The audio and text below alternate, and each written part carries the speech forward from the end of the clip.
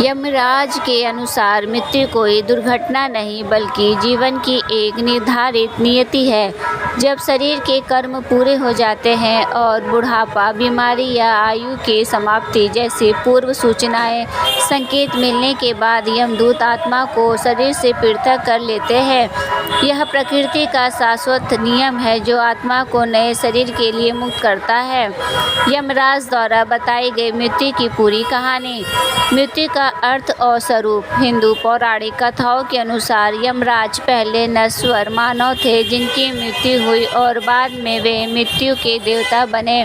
वे केवल आत्मा का न्याय कर्मों के आधार पर करते हैं। उसे यमलोक यमराज का निवास स्थान ले जाते हैं और उसे स्वर्ग या नरक का मार्ग दिखाते हैं।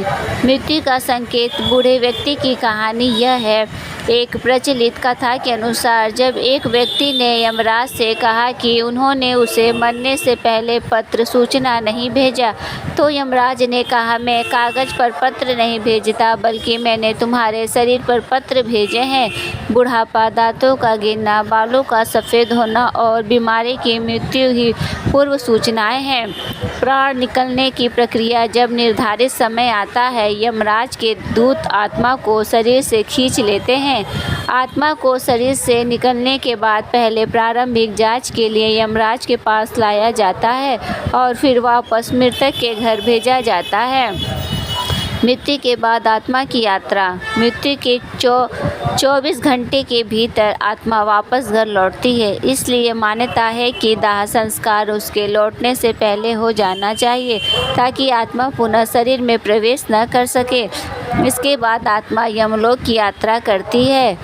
कर्मों का फल। यमराज सभी आत्माओं का उनके पिछले कर्मों, पुण्य और पाप का मूल्यांकन करते हैं और फिर तय करते हैं कि आत्मा को स्वर्ग या नरक या पुनः जन्म कहाँ भेजा जाए। यमराज के अनुसार मृत्यु अंत नहीं बल्कि एक अध्याय का समापन है। यह शरीर नश्वर है लेकिन आत्मा अमर है जो अपने कर्मों का फल भोगने के लिए नई यात्रा शुरू करती है।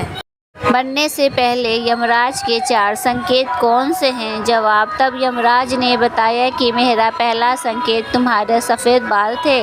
दूसरा संकेत जब तुम्हारे दांत टूटने लगे। तीसरा संकेत आँखों की रोशनी चली जाती है और चौथा इशारा शरीर के अंगों का काम न करना।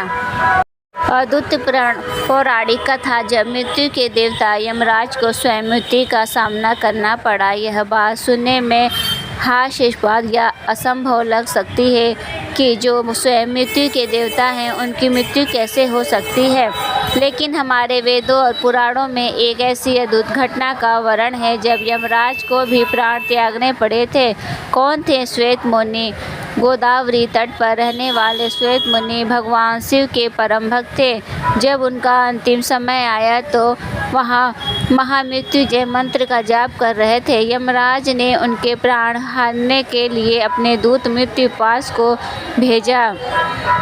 आश्रम के बाहर भैरव बाबा पहरा दे रहे थे। जैसे कि मृत्यु पास में मुक्ति के प्राण हरने की कोशिश की, भैरव बाबा ने उसे मूर्छित कर दिया। यह देखकर क्रोधित यमराज स्वयं आ धमके। उन्होंने भैरव बाबा को बांध लिया और श्वेत मुनि पर मृत्यु पास डाला। महादेव का हस्तक्षेप और यमराज का अंत। अपने भक्तों की पुकार सुनकर महादेव ने तुरंत अपने पुत्र कार्तिकेय को भेजा। कार्तिकेय और यमराज के बीच घमासान युद्ध हुआ। कार्तिकेय के भीषण प्रहार के सामने यमराज टिक नहीं पाए और उनकी मृत्यु हो गई।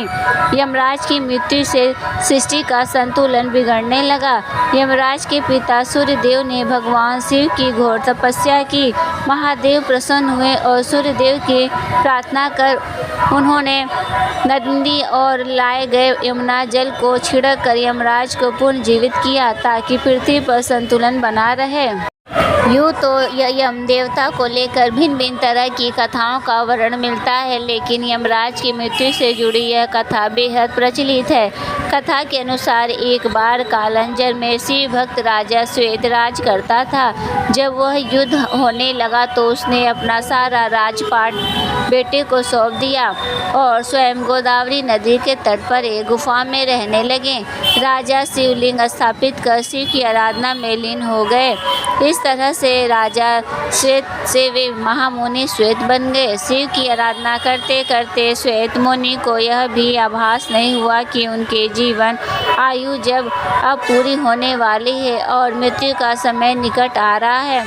जब महामुनि श्वेत के मृत्यु का समय आया तो वे गुफा के द्वार पर ही शिथिल हो गए। यमदूत मुनि को बलपूर्वक लेकर जाने लगे। मुनि को लेकर जाने लगे तब श्वेत मुनि की रक्षा के लिए शिवगण प्रकट हुए। भैरव ने प्रहार कर यमदूत को मार दिया। जब यमराज को इसका पता चला तो वे क्रोधित हो गए और यमदंड लेकर भैंस पर सवार होकर अपनी सेना लेकर पहुँचे। यमराज बलपूर्वक श्वेत मुनि को लेकर जाने लगे तब सेनापति कार्तिकेय ने अपने शक्ति अस्त्र से यमराज पर प्रहार कर दिया, जिससे यमराज की मृत्यु हो गई। अपने पुत्र की मृत्यु की खबर सुनकर सूर्यदेव तुरंत शिव जी के पास पहुँचे और यमराज को पुनर्जीवित करने की प्रार्थना की। तब भगवान शिव ने यमुना का जल यमराज के पार्थिव शरीर पर छिड़क दिया, जिससे वह जीवित हो गए। तो दोस्तों, हमारे द्वारा दी गई जानकारी आपको कैसी लगी कृपया कमेंट बॉक्स में ज़रूर बताएं। धन्यवाद।